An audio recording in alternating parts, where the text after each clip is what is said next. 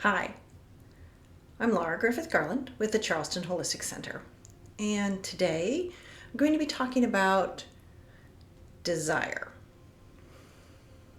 Maybe not exactly the way you think. So, I usually pull some cards when I'm going to do a session and see what we're going to talk about. Today's desire.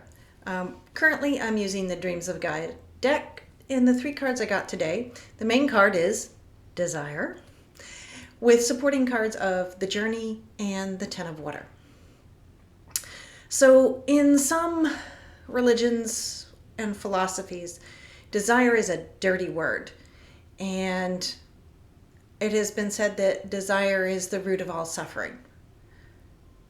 I'm not going to contradict that, but what I'm going to say is that if you live in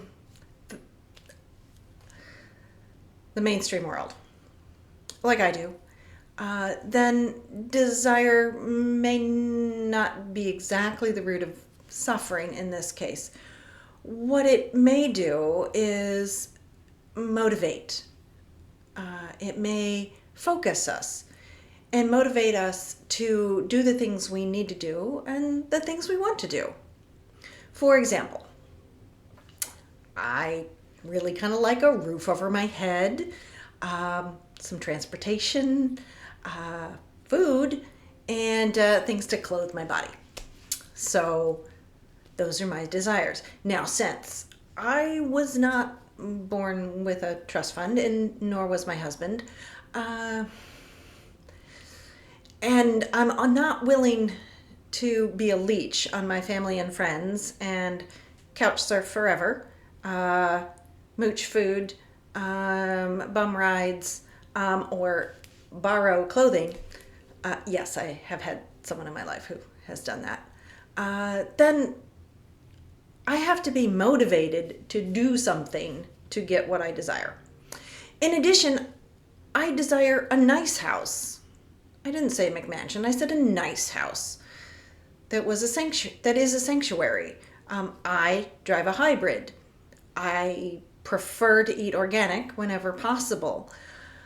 And while I could care less about a brand name, I like my clothes to fit well and be comfortable. So I have to be motivated to achieve my desires, which means I really need to be motivated to work. That's what happens in Western society. And here's the big point. To achieve a desire, there is always a price. I'll repeat that. Every desire to achieve it has a price. Now, that price may be money, which may then also require or may be somehow related to time and effort. Maybe no money's involved, maybe just time and effort, maybe just energy. Or maybe it's a piece of your soul. Yes, those desires, the desires that take and steal little chunks of your soul. Big obvious example here is any addiction. I mean, we can go hardcore and say heroin, pills, but then there's, sex, porn, gambling, sugar, caffeine, gaming, social media. These are all things that, if you end up being a slave to them, to those desires, then that's pulling a little piece of your soul.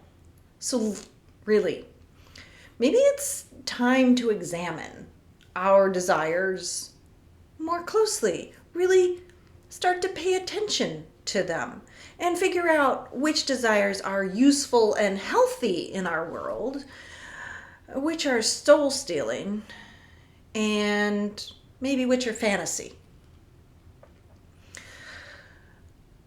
A quote unquote good desire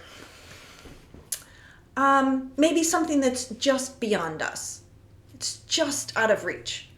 And like I said, we'll call that good because that's motivational. Okay.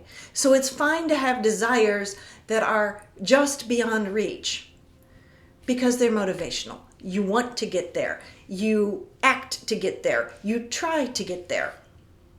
But then there are the maybe not so good desires. We've already discussed the soul sucking ones. That's pretty obvious. But what about the fantasy? Pie in the sky. Uh, these can lead to overwhelm or maybe even despair. So maybe a little example here. Um, a quote unquote good desire may be to have a mutually loving relationship with a wonderful, supportive partner. Awesome desire. Uh, Pie in the sky desire. How about that? Wanting the movie megastar to fall madly in love with you, even though he or she is already currently married to someone else. Fantasy here. A little fantasy, indulging in it, not bad. But when this becomes your end goal, your strict desire, uh, despair, because unless you are in that culture and in that circle, are you never going to meet this person? And yeah, you meet them for 10 seconds. They're not going to fall madly in love with you. I'm so sorry. Um, so despair could be the outcome of that one. A little dramatic, I know, I'm sorry. What about overwhelm? You want to be the CEO of a Fortune 500 company. But right now, you're couch surfing, bumming rides, mooching dinners, and borrowing clothes. Your circle of friends has been reduced to 3 people, none of which have any financial or other influence. You have nothing in your bank account. You have 0 skills.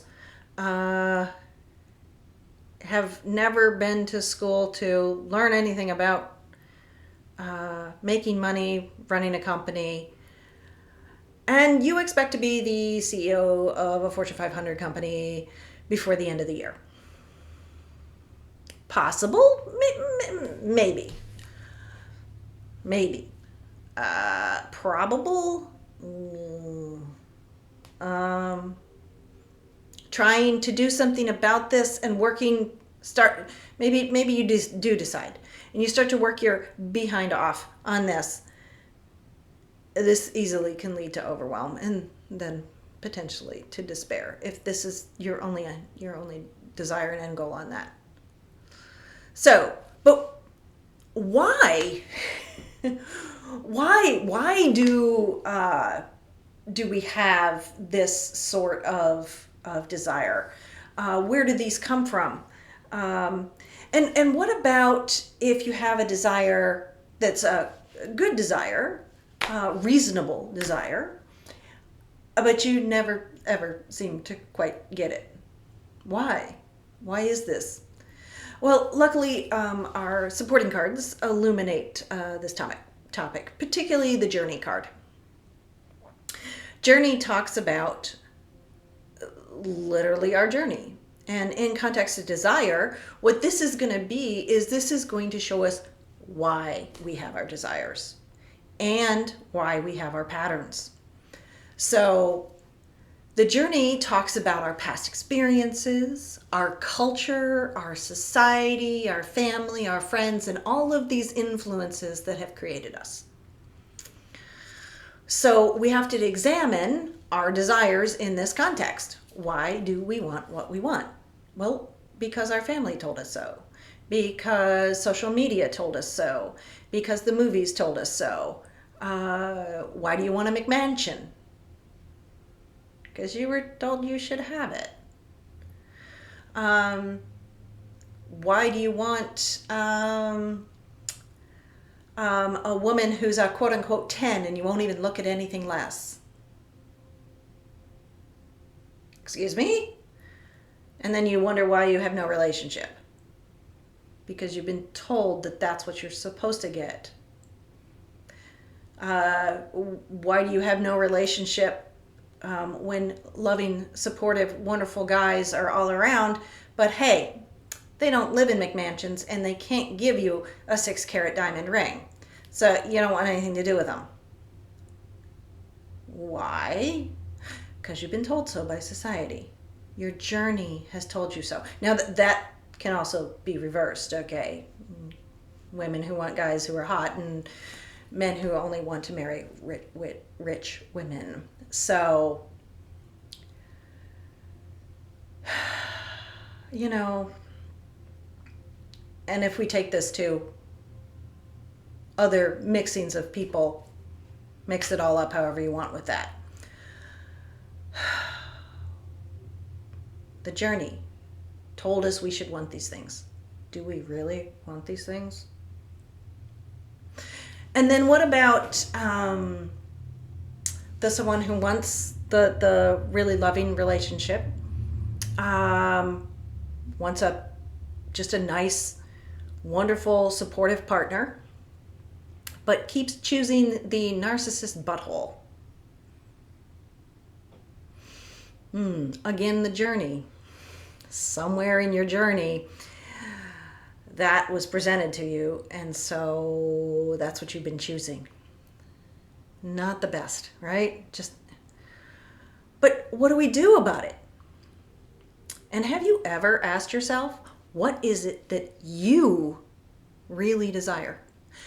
And let's toss out what your parents told you, what they're saying now, what your siblings have told you, what society has told you, what the culture's told you, what social media has told you. Let's throw all that crap out. What do you want? You, only you. What do you want in your life? What do you want for your best life? How do you want that to arrive? How do you want that to appear? How do you want to be in this world without all this other crap? Luckily, our other supporting card gives us an idea on how to figure this one out. The Ten of Water asks us to be 3 things: really present, really conscious, and connected to the divine. Okay, so get really into the now. Be here right now. Throw out all the trash from your past journey. All of that. Be here right now. Get really present. And ask yourself that question. What do I really want? If that doesn't come to you like that, there's some tools out there to work with. Vishen Lakhiani of Mindvalley has created something called the 3 most important questions. It's a great tool, game changer actually, to go in and figure out what you really want to be your best self. If you can't find that or want help working with that, I, as a coach, am trained to work with this. This is something that is so important for us to nail down, because what we desire is what motivates us to work, to make choices, to get better outcomes, to live our best self. As a shaman, I can help you with that journey stuff. So stuff that's happened in this journey and stuff that's happened in past journeys, karma, and remove that so that you're not repeating patterns like choosing the narcissist butthole. If you don't work with me, find someone to help you work through this and really figure out what it is you want, because you deserve it. You were put here to do your best, become your best self, and live an awesome life. So, let's figure out what we really, truly desire and then go for it and live our best lives. Because the more of us living our best life, the better all of us are going to be on this planet. Thank you and namaste.